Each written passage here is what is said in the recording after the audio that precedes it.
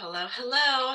Dr. Kit Slies here, psychologist and life coach, and I'm here to hopefully inspire your confidence, some self-compassion, and growth. Um, Today, I wanted to talk about shame, and specifically shame compared to guilt or embarrassment, how they're alike and how they're different. And the reason that I wanted to talk about this today, I mean, shame has just been coming up for me, for my clients in so many different ways. And shame is okay. The reason why it's important to talk about is because shame can be hard to recognize and it can be insidious. It can really sneak up on you. Often we don't really know that what we're experiencing is shame because it leads to this downward spiral of emotions and distress. And so shame may be at the root of it, but then we're feeling all these feelings and we don't really know that they're connected.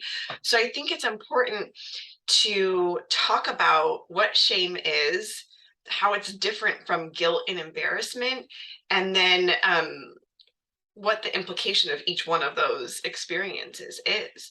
So, whereas shame can lead to that distress, guilt and embarrassment just feel uncomfortable. And one thing that they all have in common, though, is that they can all be triggered from an action that you take. Shame, more so than guilt or embarrassment, can also come from just thoughts that you're having. Nothing has to actually happen for somebody to feel shame.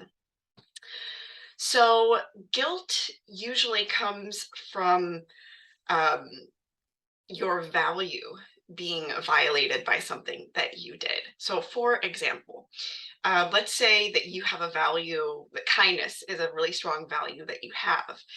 And maybe you're in a foul mood one day, or you're just feeling really irritated because all these horrible things happened to you that day or whatever. And you're having a conversation with your friend and you kind of snap at them or say something mean. You make like a mean comment about something that they're wearing, or I don't know, whatever it is. You were mean to your friend. Guilt could result from that in that situation because your value of kindness, of being a kind person, was violated. You might also feel embarrassed from that situation, but the embarrassment comes from more of like judgment from other or violating a social norm. Like it's normal and expected that you're going to be nice to your friends and you have violated that. So you might feel embarrassed and judged by your friend or if anybody else witnessed it. That's where the embarrassment would come from. Shame in this instance, shame really comes down to I as a person am not good or good enough or I'm bad, or it really comes down to a narrative about who you are as a person or some sort of belief. So shame could be triggered in this situation. If a person says something mean to their friend, they might feel shame if that to them is evidence that they are a bad person. When in reality, they were just having a bad day and they said something mean that they didn't actually intend, or they don't really think about that friend. And so, how do all these different experiences, emotions, you might call them, impact us? The guilt and embarrassment are more likely to lead to us taking action, taking responsibility for our behaviors. We might apologize to our friend, right? And make an effort to not snap at them next time we're in a foul mood or whatever that is. So that's what guilt and embarrassment, they actually, those feelings serve a function for us as social creatures. We feel guilt and embarrassment so that we will make amends and that we will continue to get along with people that we love, because that is an important and healthy thing that we need, is that connection in our lives, right? Shame, on the other hand, tends to have the opposite effect. Rather than taking action, um, shame usually leads to this downward spiral of emotions that leads to immobilization. And that immobilization could happen for so many reasons. The person might not want to apologize because even just acknowledging that the thing happened is really painful, because to the person who's feeling shame, that situation represents their badness as a person, right? They might they might feel immobilized because maybe they're feeling really hard on themselves, and if their narrative about who they are as a person is that I'm a bad person, then that downward spiral might sound something like I'm a bad person and I deserve whatever consequence I deserve to have my friend be mad at me, or whatever it is. And so why would they apologize? Or why would the thought might be, why would I apologize? I'm a bad person, it's not going to make a difference, right? So you can see how this kind of downward spiral can happen.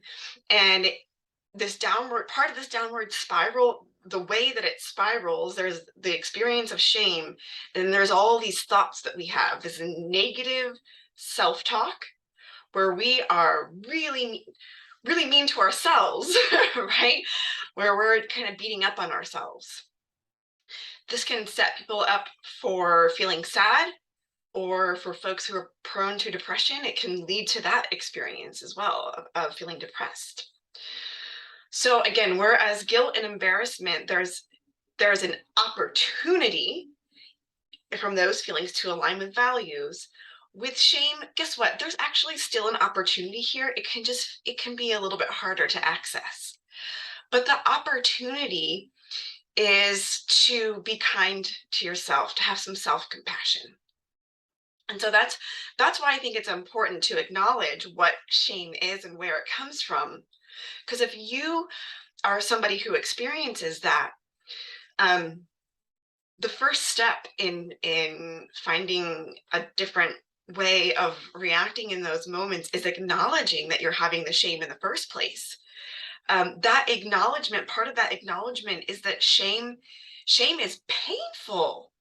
When we're beating up on ourselves, that is painful. Shame comes from a place of pain, from woundedness, somewhere in our life. We don't just wake up one day with a narrative of like I'm a bad person, or I'm not good enough or something like that. That comes from wounds.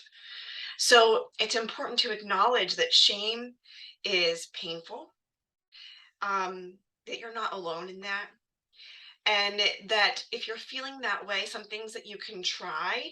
Um, One thing you can try, if you feel like there's somebody that you could talk to that you trust and you feel like is going to have a positive, helpful reaction to sharing how you're feeling shame in that moment, it could be to just share that. Shame does not um, it really thrives when we do that immobilization and turn inward and go on that downward spiral. That's a very inward process. That downward spiral can be reversed if we share it with somebody that we trust and who can see the goodness and the light in us. Or if you don't feel comfortable sharing with somebody, you can also just try saying out loud that you're feeling shame in that moment and why you feel that way. Sometimes that can kind of reverse that spiral. And then the other thing that you try is, you try to be kind to yourself. And you might even just say the words, in this moment, I'm just trying to be kind to myself. Or in this moment, look, I know that deep down I have good intentions. Or think of a good way to think about this is, if you heard your friend saying to themselves all the negative things that you're saying to yourself in that shame spiral, what would you say to your good friend? What would you say to them to help them see the goodness and the light in their own self, and to help reverse that spiral? And then try to say that to yourself. And I want to acknowledge, if if we're feeling shame and we have this narrative or this belief that we're not a good person, or that we're bad deep down or something like that, it might feel a little awkward to say to yourself, oh, I'm a good person, or I'm trying to be kind to myself, but that's okay. If it feels awkward, you practice it. You practice it to try to slowly learn how to reverse that spiral and take yourself out of it. So I hope that this distinction between shame and guilt and embarrassment was helpful today, and that it actually really cultivates your self compassion when you're feeling shame, if that is something that you experience. And if you don't experience a lot of shame, then hopefully this helps you have compassion for folks who do experience some shame. That's all I have for you today. I hope this was helpful, and I'll see you next time. Bye.